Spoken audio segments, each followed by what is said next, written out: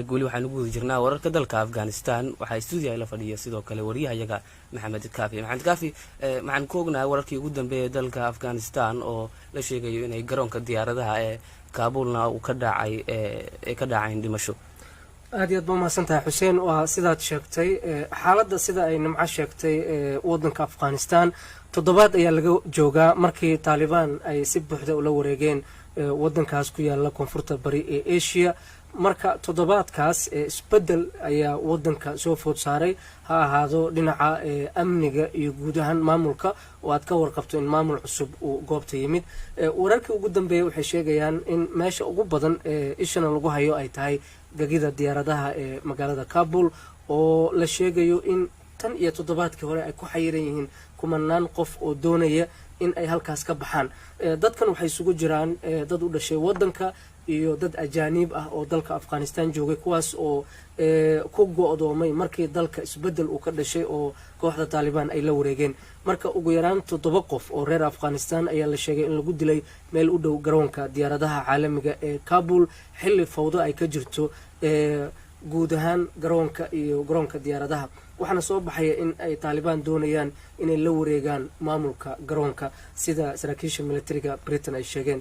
laakiin wasaaradda gaashaandhigga UK ma aysan faahfaahin goorta la dilay dadkan ilaa 6 ah ee lagu dilay meel ku dhow garoonka diyaaradaha ee Kabul. marka dhibaatadaas ayaa ka jirta waliba garoonka diyaaradaha zaxmadaas ayaa jirta. dadkuna waxay doonayaan in laga daadkureeyo oo si dhaqsi ah ay uga baxaan. waayahay Maxamed Kaafi garoonka diyaaradaha ee Kabul oo dabcan xaalad dhimasho ay ka jirto muddadii la soo dhaafay yahay mas'uuliyadiisa iyo xukunkiisa tan kaleeta qalalaasaha iyo dhibaatooyinka ka jira dalka guud ahaan markii laga tago garoonka sidee xaaladiisu ay tahay. dhibaatada hadda ugu daran marka la eego gacanta Talibanna aysan ku jirin waa garoonka diyaaradaha waxaa ku sugan ilaa 4,000 ciidamo gaaraya oo ah ciidamo u badan Mareykan oo markii Mareykanka uu sheegay bishii May ee la soo dhaafay inuu ka baxayo wadanka Afghanistan guud ahaan in la geeyo ciidamo lagu xoojiyo waliba ciidankan waxaa la keenay markii Taliban ay qabsadeen wadanka dhan. marka garoonka maamulkiisa waxaa haya ciidamo ajaanib ah iyo ciidamada dalka Afghanistan.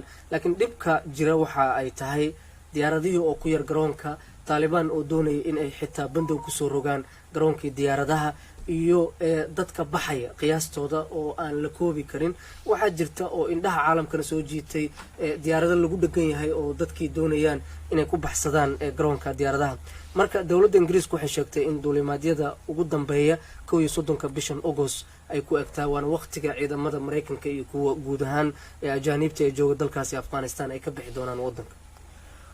waayahay Maxamed Kaafi oo xaaladda dalka Afghanistan oo dabcan aad u qabsan oo dhimasho iyana ay hadda ka jirto inuu soo dhabeeyo kooxda Taliban madaxweynaha walaalkiisa madaxweynihii dalka Afghanistan Ashraf Ghani maxay ka dhigan tahay.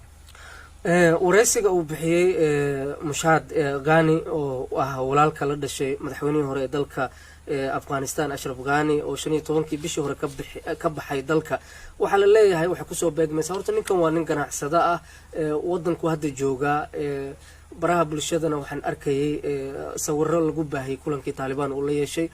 dadka falcelin badan ayaa ka timid laakiin dadka waxa doorasho ay leeyihiin cabsi la xiriirta ayaa keentay maadaama awood cusub ay la wareegto wadanka. taas ayaa laga yaabaa in ay keento inuu soo dhaweeyo maadaama wixii dhanba ay ka baxeen gacantii dawladii Afghanistan waa inuu soo dhaweeyo hadda oo raaca kooxdan la wareegay wadanka. dhinaca kale dalka waa uu degan yahay. Talibanna waxaa la filayaa maadaama ay qabsadeen wadankii in ay amaro cusub iyo nidaam cusub ay la yimaadaan iyadoo la leeyahay nidaamkii hore ee sanadkii 1999 ilaa 2001 wax ka bedelan ay la imaan doonaan oo ah in furfurnaanshiyo iyo in dad weynaha ay soo dhaweeyaan ay yimaadaan. laakiin indhaha lagu hayaa awaamirta ay soo saari doonaan Taliban. waayahay ugu dambeyn Maxamed Kaafi oo isbedelka ka dhacay dalka Afghanistan waayahay mid ka muuqda shacabka iyo guud ahaan bulshada Soomaaliyeed ee dalka Afghanistan. Xuseen isbedelka lama filayn sababtoo ah waxa la filayay in 31 bishan August Mareykanka ciidamadiisu uu ka daadgureeyo xilligaasna waxay u buuxsamaysay 22 sano marka Mareykanku uu faragelin ku sameeyay dalka Afghanistan. marka waxa la islahaa 22 kaasi sano ciidamadii afghanistan waa la dhisay awoodda way la wareegi karaan wixii oo dhan gacantay ka baxday taalibaan ayaa 21 sano kadib u suurta gashay inay wadankii la wareegaan marka dalka afghanistan mustaqbalkiisa lama saadaalin karo waana tan keentay degdeg in taalibaan ay gacanta ugu dhigaan wadankii oo dhan muddo 7 ah ama wax ka yar marka mustaqbalka dalka afghanistan waxay ku xiran tahay horta gacantooda iyo sida taalibaan ay ka yeeli doonto waayahay aad baad u mahadsantahay maxamed kaafi